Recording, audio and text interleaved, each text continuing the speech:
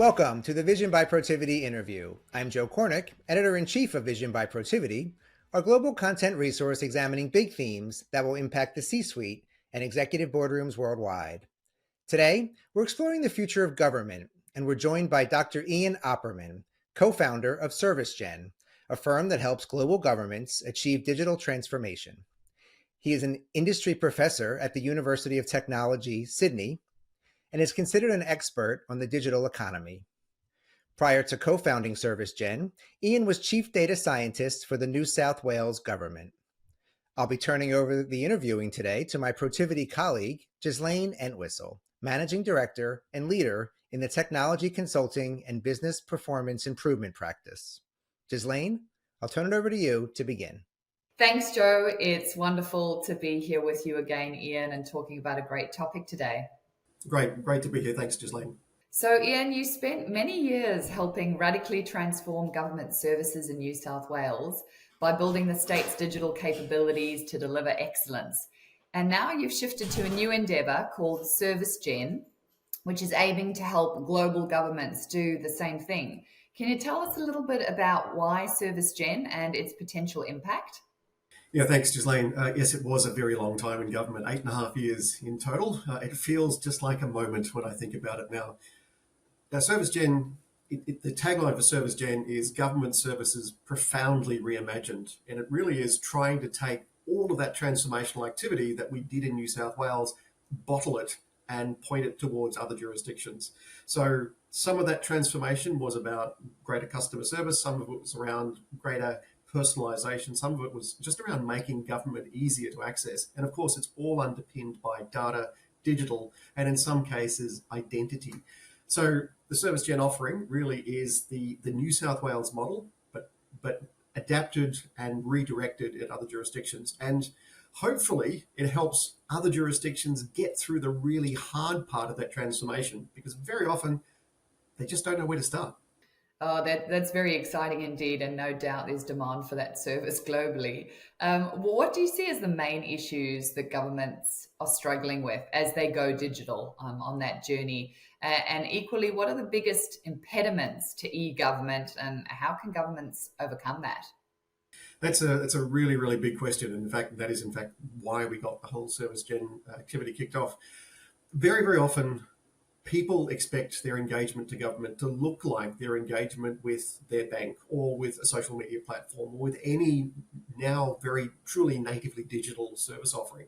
And governments struggle to do that. Partly it's legacy, partly it's the cautiousness of government, but partly it's the fact that it's different. Government is different. It's not optional to deal with government. You have to in many, many different ways. So that technical debt, that legacy, that conservatism all roll up into the need for pretty profound transformation in attitudes and technology and in terms of capability, and also the way of thinking about doing government. Very often governments get elected promising transformation, and then they get into government and realize just how complex the whole system actually is, how many parts there are, how many dependencies there are, how much technical debt there is. So part of the challenge is just the reality of what's already in place, and the fact that if you're going to transform, you still have to keep delivering essential services, in some cases really genuinely essential services, while you do that transformation. So there's a lot of elements to pointing or redirecting the ship in terms of transitioning to e-government or transitioning to more personal. There's also the challenge that there's a lot of interconnecting factors related to the different parts of government trying to work together. If you deal with your favorite online provider, you expect them to understand you when you're a customer or when you're raising a complaint or when you're paying a bill. There are so many different parts of government that when you engage with health or transport or education, it's very, very difficult for those different parts to come together. So government genuinely is different, but people expect that same sort of personalized experience when engaging with government. So on that note, then artificial intelligence, Ian, how does that impact these issues that governments are struggling with? Yeah, thanks, Ghislaine. It's still a very, very hot topic. And it's been in fact, it's been more than 2 years now since we were all taken aback by what the new generative AI could do. But now governments are actually starting to find really powerful use cases. And those powerful use cases broadly come down to personalized navigation, so making sense of all the complexity that's out there, and intelligent summarization. I think there's still now quite a long way to go in terms of process automation, joining together processes that don't quite fit together, and there's normally a human being in the middle there somewhere as a necessary step. We're starting to see more of those use cases actually come to light and be deployed. And there's still, of course, also the really cutting edge use cases. In New South Wales, of course, there's a whole lot of work that's been done around use of AI for image recognition for things like, are people wearing seatbelts? There's the work that's being done around health, around wound management. So there's still those really cutting edge cases, but the mid office and back office work is increasingly becoming more mainstream as people try, test, and learn and start to join together some of those disjoint processes, or start to do some of the work around making sense of large amounts of disparate information. Yeah, that's really interesting. And do you also find that as governments become more sophisticated in the use of technology, that what impact does this have on the digital divide between citizens, countries, even continents? Do you think that government can close the equity gap? That's a really, really good question. So my initial response would be yes, absolutely, it'll help close the gap because it means more people can get more personalized services targeted at them. The reality, of course, is there is always a proportion of society who either will not or cannot be on the other side of that digital divide. So they are people who won't do online, can't do online, don't have connectivity, or just don't feel comfortable engaging in a digital world. So it's interesting. I think it makes the divide more obvious. It makes the divide more clearly defined. And I think there's a proportion of the community we always need to bring along in non-digital ways. Having said that, for the majority of people, I think currently it's looking good. It's looking like more services get delivered to more people in a more joined up, personalized way. But that's all dependent on some pretty important things like identity and systems connected to other systems actually working together in a seamless way. So I think the jury's still out.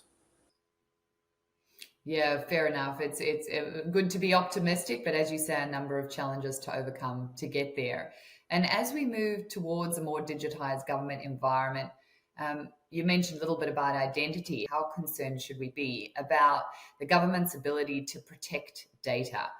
The private sector, as we know, have had their fair share of struggles with cybersecurity issues. Are you confident that global governments might get that part right? So you've touched on what I think is the most important issue about all of the digital government, all the digital everything, and that's what do we do with the data? How do we protect the data? We need to stop thinking about building data sets in the way we did in the 20th century. It's not a relational data set that all comes together in one big blob. It's really important that we stop thinking about that. It's really important that we start to think instead about identity, which is a form of data, identity being managed by individuals in a Web3 sort of way, as opposed to building a honeypot data set where you credential yourself at some level against that data set. If we build honeypot data sets, we will continue to have the sort of breaches that we saw last year and the year before, and they will accelerate and they'll become actually much, much more significant as we put more of our services into the digital world. We need to think about data fabrics, we need to think about virtualization, and we need to think about people hanging on to their own credentials and allowing people, governments, to say, does A equal B, rather than tell me what A is or tell me what B is. Is A greater than B? Is A less than B? Rather than actually revealing those underlying components. That sounds really simple, but it actually means that we need to turn our thinking inside out. And it's not just in one system. If all these systems connect together, so you have your seamless engagement with government, all the systems need to start that transformation. So I think there's good arguments for doing it differently. Increasingly, there are good tools, frameworks, and even standards for doing things differently. But we really have to shake ourselves out of this 20th century thinking. Yeah, absolutely. That honeypot approach is should be in the past, and more governments that move out of it, the better. So Australia is in the process of rolling out the digital ID, which, as we understand it, includes facial verification technology and also liveness detection. Can you explain a bit about how this will work and what really are the key advantages of that technology usage? Yeah, it's a really important step. And facial verification is different from facial recognition. Facial verification is, are you the person that's being put up as being you? Can we actually verify that it's you? As opposed to who is this person who's staring at the camera? So that's a really important distinction because it means that you're using your biometrics to unlock information that you should have access to through verification. The liveness test is simply try to avoid that simple spoof where you could say, well, here's a photo of someone, or here's me with a mask, and I look something like that person and unlock. The liveness says, prove that you're real, prove that you're animate, prove that you're somewhere in context that you should be when you're trying to do this verification. So it's a really important step forward because it does mean that you've got a really powerful and unique way of identifying yourself. It's better than a signature. It's better than, in most cases, a flat document, static document, because you are real and you are live and you are the bearer of your identity. So potentially it means that far more sensitive and personal services can be accessed in a simple, intuitive way through this way of representing yourself for digital identity. The important thing about all of that, of course, is if you've got this powerful key to unlock, it absolutely needs to be powerfully determined that that really is you when you're registered in the system in the first place.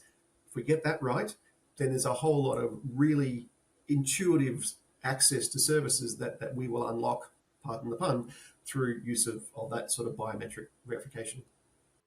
Yeah, fantastic. Thank you for talking us through it. And so, if we sort of fast forward into the future, maybe a decade out, let's say sort of 2035, where do you envisage we will be on this journey of sort of the journey towards digital government services? And how do we get there? Do you have any bold predictions to share with the audience? It's really this exercise of what does the world look like in 10 years out. This exercise of talking about what the world looks like 10 years out is something we've been doing for quite some time. And it's really interesting to hear you say 2035 or 2034 as a decade out. Time really seems to be ticking away. A lot has happened in the last 5 years or 10 years. A lot has happened. We've really started to realize the value of data and digital, but we've still got some fundamentals that we need to sort out. We still need to treat data as well and as carefully as we treat electricity. We still need to wrap our heads around all of the effort and frameworks and tools we need to deploy in order to safely and appropriately unlock the genuine value of data.